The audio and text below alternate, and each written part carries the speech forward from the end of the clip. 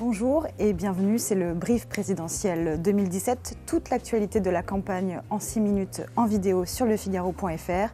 Aujourd'hui, mardi 27 septembre, la hausse du chômage est un très mauvais signal pour François Hollande. Commenter un mauvais chiffre, les socialistes excellent en la matière. Depuis hier, ils se succèdent dans les médias pour délivrer leurs éléments de langage sur la hausse du chômage.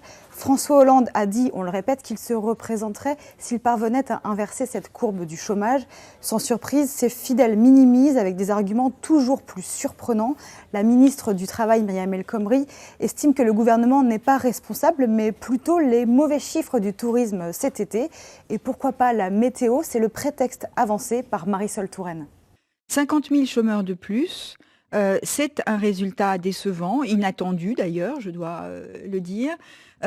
Décevant, même si on peut trouver des explications.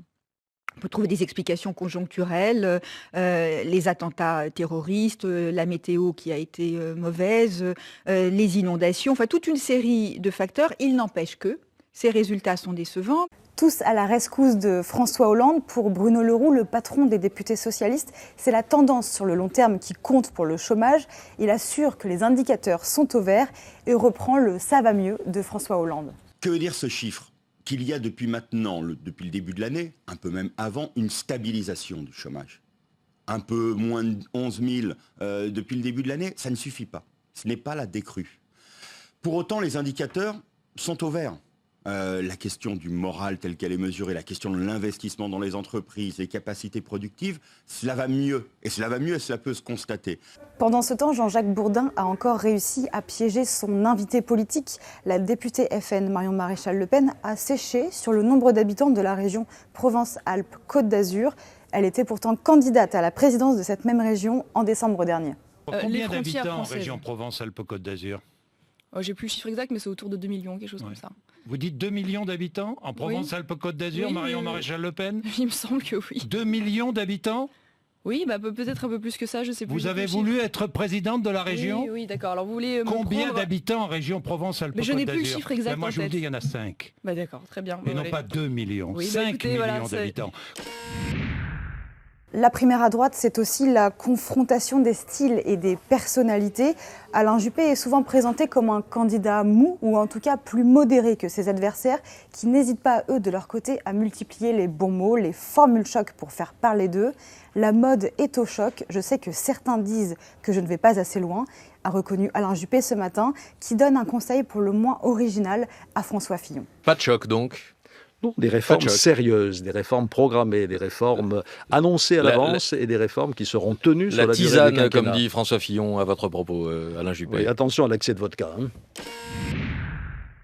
Le brief chaque jour, c'est aussi 2 minutes 30 de décryptage. Aujourd'hui, mardi, focus sur les réseaux sociaux avec Bénédicte Matran, notre partenaire de VisiBrain. Première question, quel candidat à la primaire de la droite a été le plus influent depuis une semaine ? Alors, cette semaine, le candidat le plus populaire, c'est Nicolas Sarkozy. Là, on parle de popularité au sens de le nombre de fois où son nom a été le plus cité sur Twitter. Très exactement, 322 854 fois pour Nicolas Sarkozy. C'est vrai que Nicolas Sarkozy arrive à se maintenir assez stable depuis les dernières semaines sur ce nombre de mentions à plus ou moins 5%.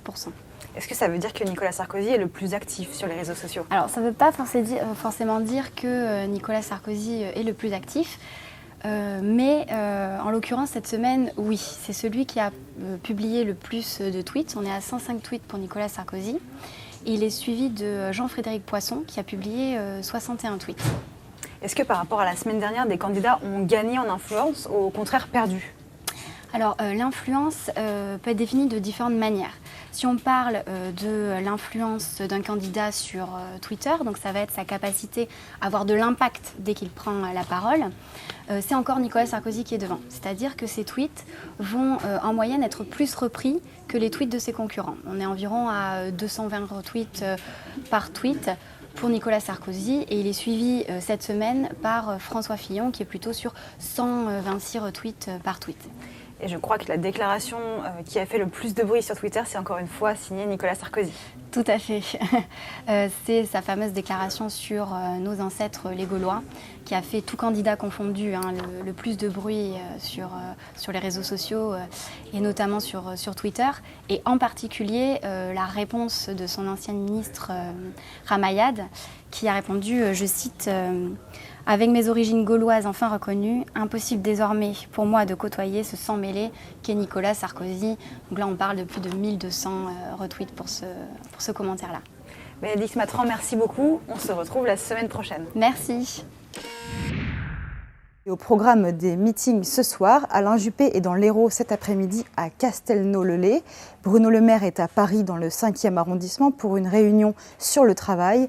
Quant à Nathalie Kosciusko-Morizet, elle est à son QG à Paris avec des parrains qui l'ont soutenue. Jean-Frédéric Poisson est à Toulouse. Le premier débat aux États-Unis entre Hillary Clinton et Donald Trump a eu lieu hier soir. Il a été très commenté et en France aussi. Ce soir, il y a un débat un peu moins médiatisé, celui de la primaire écologiste. Les 4 candidats, Cécile Duflot, Michel Rivasi, Karima Delli et Yannick Jadot, se retrouvent pendant 1h30 sur le plateau de LCP. Alors que la campagne se concentre sur la thématique de l'identité, les candidats vont évoquer de leur côté l'environnement, la démocratie ou encore l'emploi.